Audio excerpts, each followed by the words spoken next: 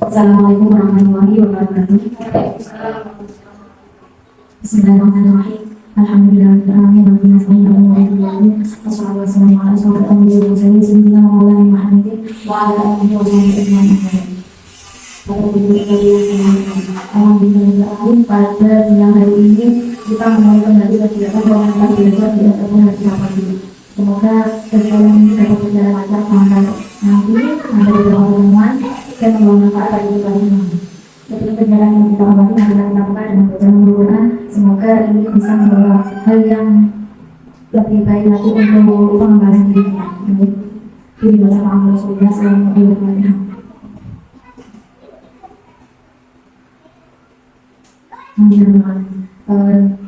Kemudian untuk pembukaannya selanjutnya nanti akan dilanjutkan dengan kemudian kita itu boleh apa dengarkan bersama.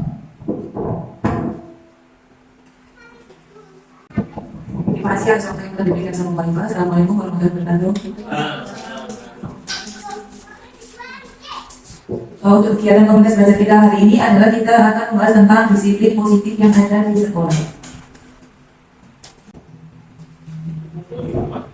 Kita mulai dari diri. Sebelum Bapak Ibu menerima materi pada sesi kali ini, mari kita menyaksikan pengalaman Bapak Ibu terkait penerapan disiplin positif di sekolah. Coba Bapak Ibu ceritakan pengalaman pribadi tentang pelanggaran di sekolah sebagai guru yang harus ditindaklanjuti. Ya.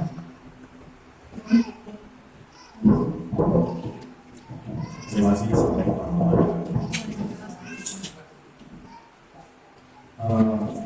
Pengalaman pribadi melihat dengan disiplin positif yang pernah saya alami di sekolah adalah siswa yang melanggar dengan berkata-kata kotor. Nah, lihat di siswa kita itu ternyata banyak yang menirukan, karena mereka saya yakin tidak paham konsep kata-kata tersebut, tapi menirukan. Nah, jadi mereka mengucapkan kata-kata kotor.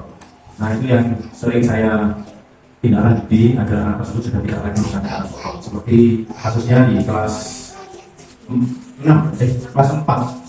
kelas Adam 6 ya, kelas 6 itu Adam sebelum itu ada Anka. Kemudian kan di tingkat SMP itu ada Zaki Mabrur. Ini juga sering melontarkan kata-kata kotor, artinya kata-kata yang tidak pantas diucapkan oleh siswa. Selama ini yang saya lakukan pertama dengan guru, kemudian setelah menegur masih diulang lagi saya dengan hukum lagi beberapa kali. Kemudian ketika sudah aman maka tidak lagi. Tapi jika masih mengucapkan kata tersebut, biasanya saya ajak berbicara secara personal. Jadi anaknya saya bawa, ketika gitu. Tapi ya jangan sampai rumah fisik itu melukai. Artinya melukai secara umar sampai itu tidak. Artinya rumah fisik itu sebagai peringatan saja, kalau hal itu tidak dilihat dia jadi pertanda saja. Sudah itu saja dari saya. Terima kasih. Warahmatullahi wabarakatuh. Dan selanjutnya, marilah kita menonton video pada tonton berikut ini. Ini adalah video tentang bagaimana mendidik anak dengan disiplin positif. Apa itu disiplin positif?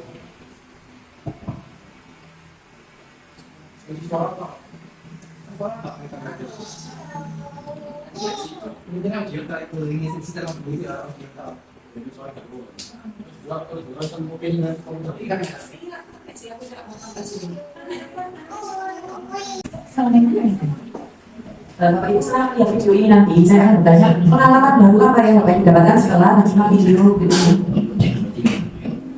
Bahasanya tidak ada polisi, tidak ada yang mengawasi. Itulah salah satu fenomena dalam pendidikan kita, di mana ternyata kedisiplinan masih harus. Sambil perhatikan hal baru yang berbeda apa dari video sama dari kegiatan yang Bapak Ibu lakukan selama ini dengan anak-anak ya.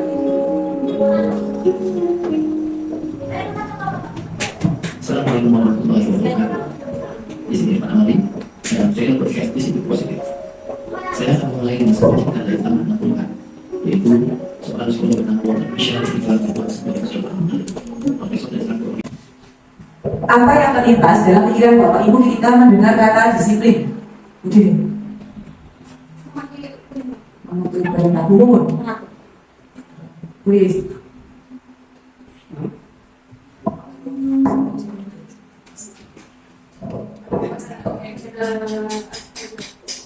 Konsep disiplin sendiri adalah segala sesuatu yang dilakukan seseorang pada orang lain untuk mendapatkan kepatuhan. Menurut Bapak Ibu, apakah disiplin itu hanya dicapai dengan memberikan hukuman?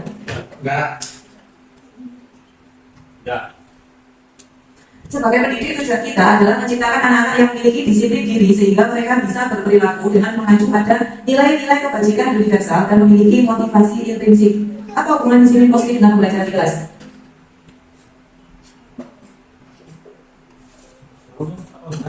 Hubungan disiplin positif dengan pelaksanaan pembelajaran di kelas. Pembelajaran di kelas itu memberikan menjadi dasar atau akar dari pembiasaan anak-anak menuju disiplin. Artinya ketika kita itu mengajari kapan dia harus makan, kapan dia harus belajar, kapan dia harus melakukan hal tertentu. Ketika kita sudah mengajari tersebut dan hal tersebut menjadi sebuah kebiasaan, maka walaupun dia sudah tidak di sekolah, maka dia akan terus melakukannya. Misalnya menghargai orang tua, tidak memukul perempuan atau tidak memukul perempuan. Atau kalau di dalam kelas kita ajarkan dengan baik, maka nanti ketika dia sudah keluar dari sekolah atau sudah tidak dengan sekolah lagi, maka dia pasti akan memiliki dasar sebagai manusia yang baik. Di sini di sekolah kita sendiri itu Bapak Ibu lebih sering menerapkan kelas yang aman, nyaman dan menyenangkan atau kelas yang disiplin dengan hukuman.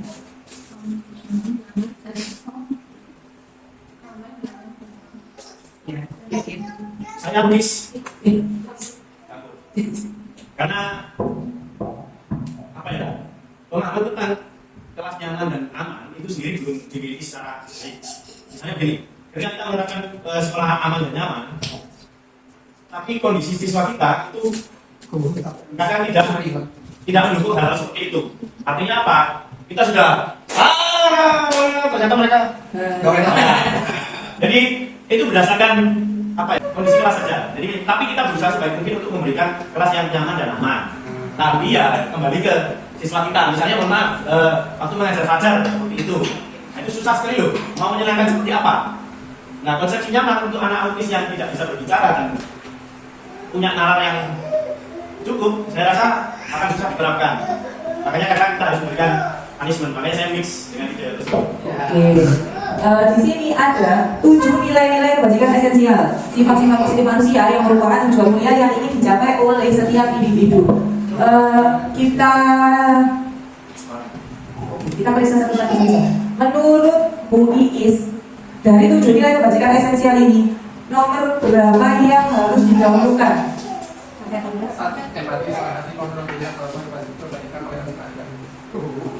Menurut Bapak Ibu mana yang paling dahulu? Empati, suara hati, kontrol diri, rasa hormat, kebaikan, toleransi, dan keadilan.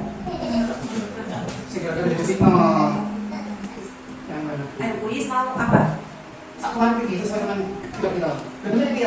Ya, kalau misalnya aku akan mendahulukan suara hati. Kalau Iis apa? Iya.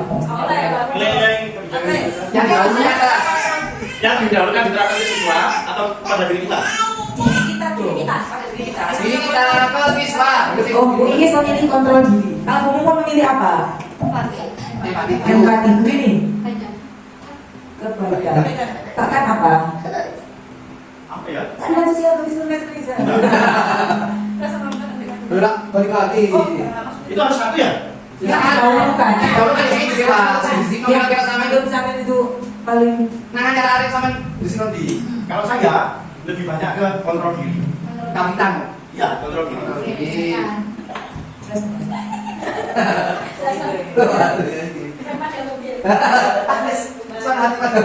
Menurut saya gitu loh. Apakah persamaan atau perbedaan hal tersebut dengan nilai atau prinsip yang ada di sekolah Bapak Ibu?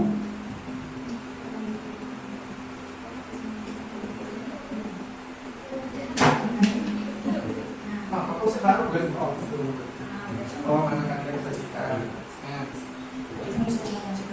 Kayak itu. Itu tak belum.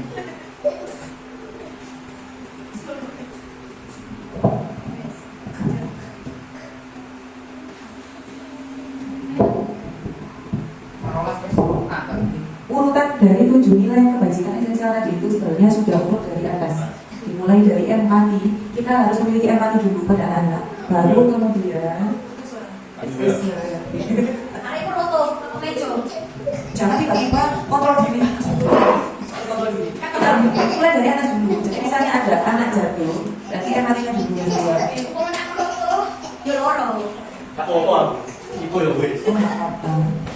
Tiba-tiba milih yang nilai yang 7 keadilan. Arti bahas apa poin. Ini harus kita laksanakan semuanya, dimulai dari atas ya. Nah, bagaimana agar nilai tersebut dapat dipahami dan diterapkan oleh siswa di kehidupan sehari-hari? Ini ada 3 teori. Motivasinya ada 3. Yang pertama untuk menghindari hukuman. Misalnya anak-anak datang tepat waktu jam 7. Apa motivasinya? Yang pertama itu biar tidak mendapatkan hukuman. Kemudian yang kedua, aku mau datang jam 7 lagi biar aku mendapat penghargaan atau imbalan. Motivasi yang ketiga itu dia datang tepat waktu untuk menjadi orang yang mereka inginkan dan menghargai diri sendiri dengan nilai-nilai yang mereka percaya. Jadi kita harus menanamkan motivasi yang mana bukan anak sekarang. Yang ketiga, karena untuk motivasi yang pertama sama kedua itu hanya bersifat sementara saja. Kita harus membangun disiplin positif pada anak dengan motivasi yang ketiga.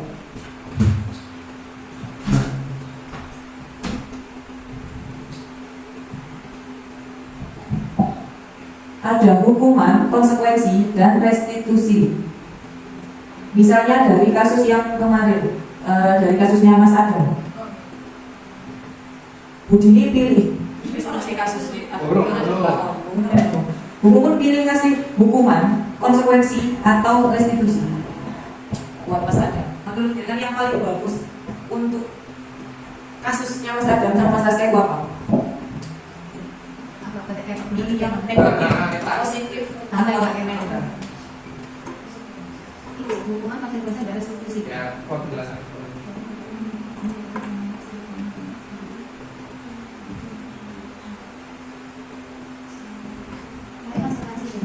Konsekuensi. Paham nggak akan sama konsekuensinya kira-kira untuk anak-anak kita dan khusus kita pernah dikatakan negatif kok sedikit. kok Siapa tak pakai belakang? sekali banget. Aku boleh singkat tuh kan belakang. Belasan apa hukuman bahkan mendapatkan keadilan murid atau anak akan tersakiti sistem tidak akan berjalan bilang murid tidak takut apa takut peraturannya adalah kamu harus ngomong Bisa nggak kita marah-marah ke Adam? Pokoknya kamu harus ini bisa. Bisa. Apa yang bisa diterapkan? restitusi Bahkan mendapatkan ganti maksudnya? Apa kamu yakin? tapi disebut fitnah Apa yang kamu yakini? Yang penguatan. iya kan itu betul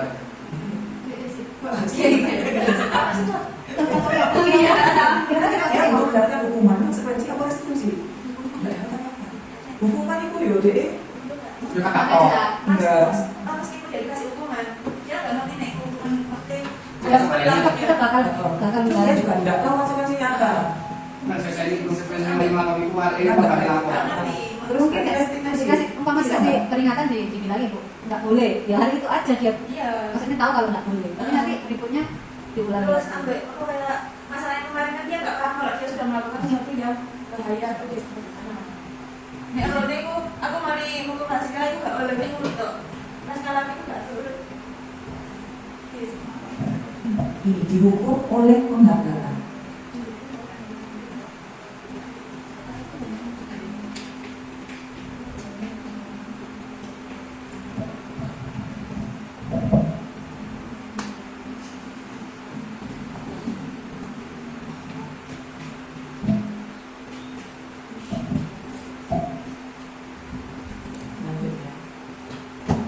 Bagaimana sebaiknya reaksi kita apabila murid melakukan kesalahan?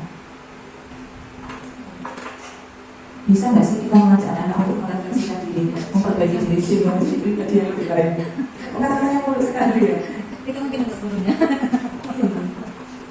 Nek di dalam paling ada semacam mentoke mana ada. Ini kegiatan yang harus kita lakukan di hari Senin ya, kalau itu membuat ini keyakinan kelas.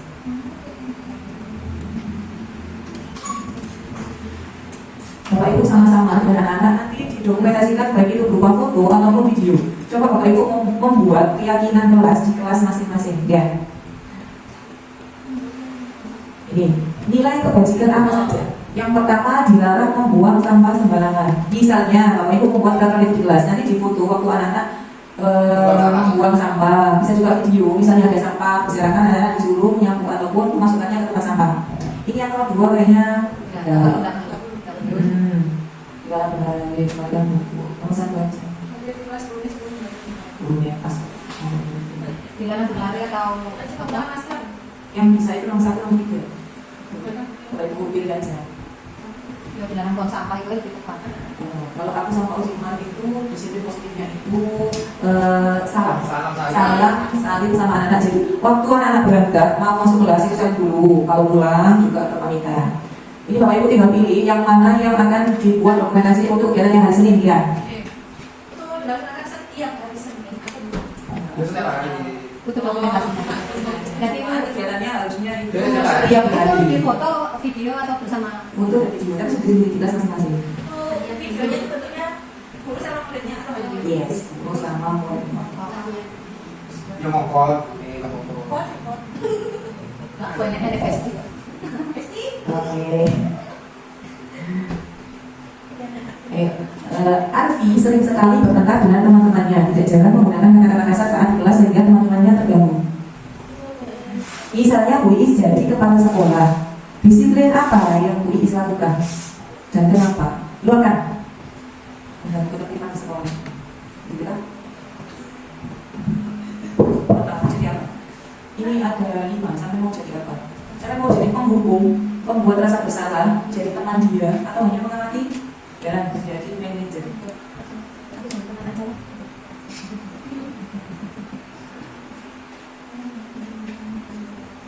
Itu loh itu. Emang mana itu itu. Mau untuk ikannya apa? Kasusnya Ani ini sama dengan kasusnya Mas Yaki. Mas Yaki itu sebenarnya menggunakan kata-kata kasar di kelas. Ya. Sampai mau jadi apa? Di mana posisi Bapak Ibu saat ini? Sebagai penghukum, sebagai pembuat rasa bersalah, sebagai teman, pemantau atau manajer? Pakai teman. Teman. Wujud Mas Yaki. Mas Yaki, jangan berkata kasar dong. Ya. Enggak boleh. Pendekatan Atau mau jadi mendekati pemantau aja, di pengamat, di depan. Bisa harus ngomong. Kayak ngomong. Ini pesanan ya sih itu. Setelah memperhatikan dan menghayati serta mendalami materi yang sudah diberikan, sekarang Bapak Ibu coba buka HP-nya dan buka aplikasi Merdeka Mengajar. Sudah. Pilih pengembangan diri yang di poin pelatihan mandiri. Ini dulu yang terbatas. Pilih yang topik disiplin positif untuk guru dan kepala sekolah. Di situ ada 4 modul. Kita mulai kegiatan ini di modul yang pertama. Bolehkah memaksa?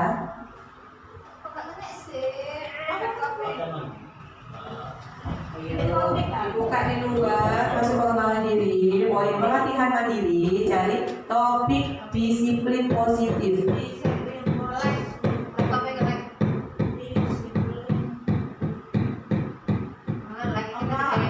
Oke, kita mulai di modul yang pertama. Bolehkah memaksa? Di situ ada 4 macam materi. Bapak Ibu coba dibuat satu persatu kerjakan proses hari ini. Besok kita lanjutkan di modul yang kedua. Besok Senin ya, bukan Sabtu Minggu. materi kita.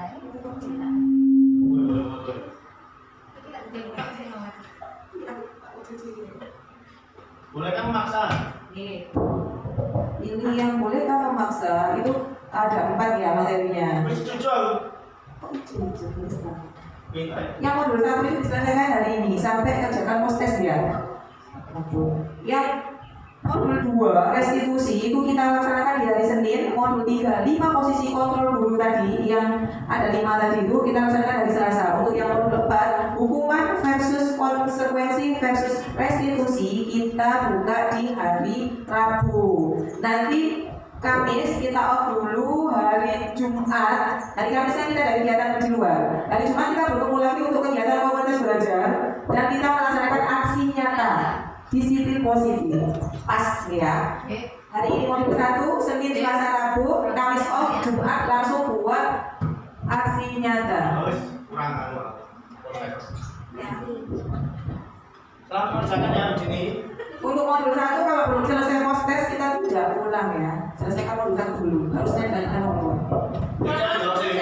Nah, hari Jumat, mulai di Jumat baru gara gigi, mari ngono, refleksi, dulu terus sampai terakhir itu sekali itu. Ayo yang di materi pertama dipaksa dulu nanti terbiasa. Biasa. Dalam dipaksa di saya kan buka ini. Bisa. Coba. Berikut saluran itu. Sudah selesai mulai. Ini dikain enggak? Apa jenis saluran ini? Bisa. Dikain.